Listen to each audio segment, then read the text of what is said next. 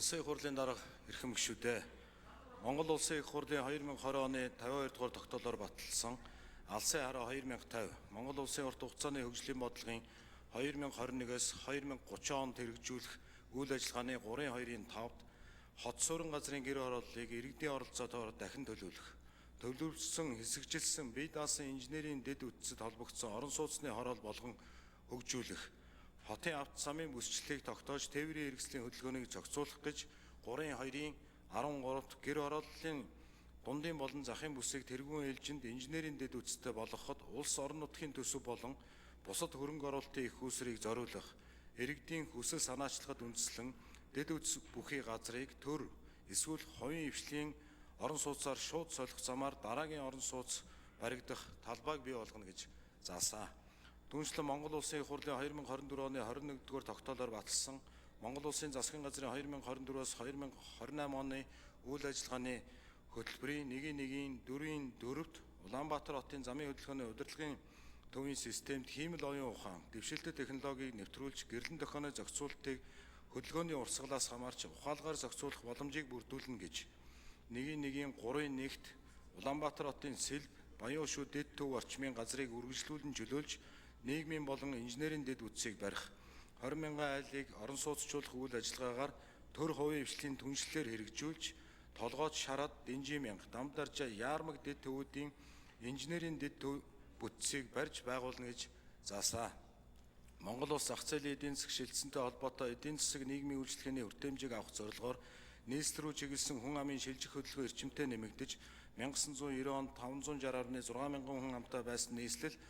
Улаанбаатар хот 2000 онд 747.1 мянга, 2010 онд 1,112 мянга, 2025 онд 1,768.1 мянган хүн амтай болж өссөн бөгөөд үүнтэй холбоотой авто замын төгжрөл, агаар орчны бохирдол, гэр хорооллын тэлэлт гэх мэт үр дагаврыг бий болгоод байна. Монгол Улсын их хурлаас 2023 оны 12 дугаар сарын 7-ны өдөр нийслэл Улаанбаатар хотын замын хөдөлгөөний төгжрлийг бууруулах, гэр хорооллыг орон сууцчлуулах тухай хуулийг баталсан бөгөөд тус хуулийн зорилт нь иргэдийг саадгүй зорчих нөхцөл, нийтийн тээврийн төрөл хүртээмжийг нэмэгдүүлэх, авто зогсоолын ашиглалтыг сайжруулах, хотын төвлөрлийг сааруулж гэр хорооллыг орон сууцчлуулах, төгжрөл,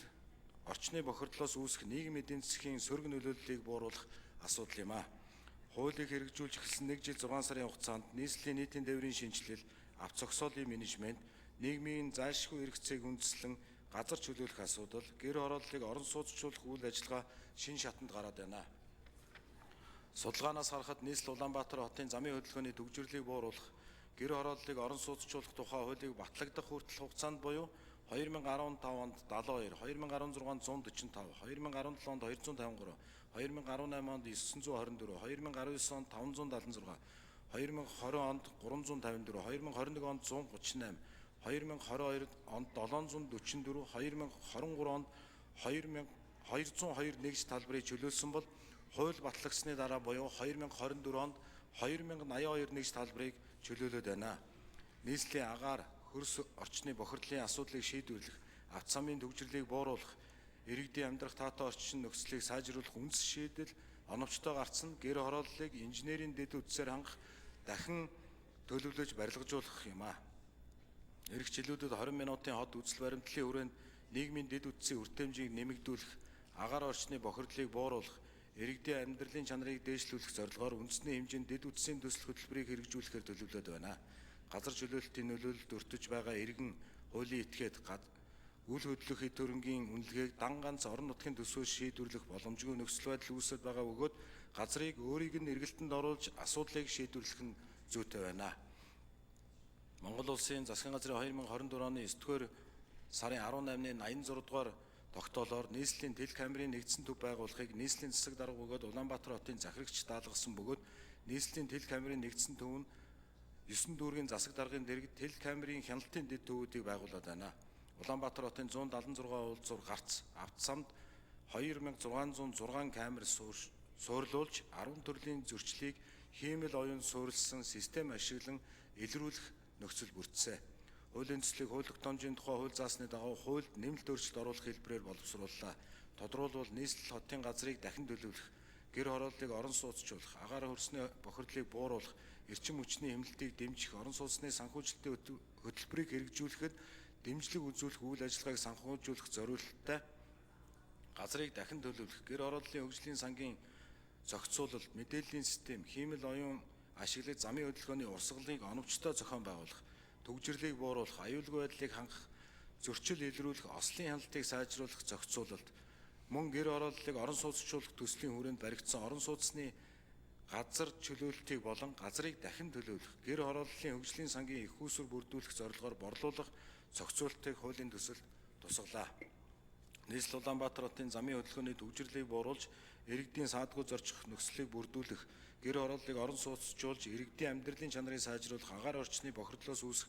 нийгмийн эдийн засгийн сөрөг нөлөөллийг бууруулах зорилтын хүрээнд хуулийн төсөлтөд холбогдуулан банкны тухай хуульд нэмэлт өөрчлөлт оруулах тухай, агаарын тухай хуульд өөрчлөлт оруулах тухай, усны тухай хуульд нэмэлт өөрчлөлт оруулах тухай, хөгжлийн бэрхшээлтэй хүний эрхийн тухай хуульд өөрчлөлт оруулах тухай, автотойрын тухай хуульд нэмэлт өөрчлөлт оруулах тухай, замын хөдөлгөөний аюулгүй байдлын тухай хуульд нэмэлт өөрчлөлт оруулах тухай, жолоочийн даатгалын тухай хуульд нэмэлт өөрчлөлт оруулах тухай, зөрчлийн тухай хуульд нэмэлт өөрчлөлт оруулах тухай, зөрчил шалган шийдвэрлэх тухай хуульд нэмэлт өөрчлөлт оруулах тухай, Монгол улсын нийслэл Улаанбаатар хотын эрх зүйн байдлын тухай хуульд нэмэлт өөрчлөлт оруулах тухай хуулийн төслийг боловсрууллаа. Хэлтсэн шийдвэрлэж өгөхийг та бүхнээс хүсье. Баярлалаа.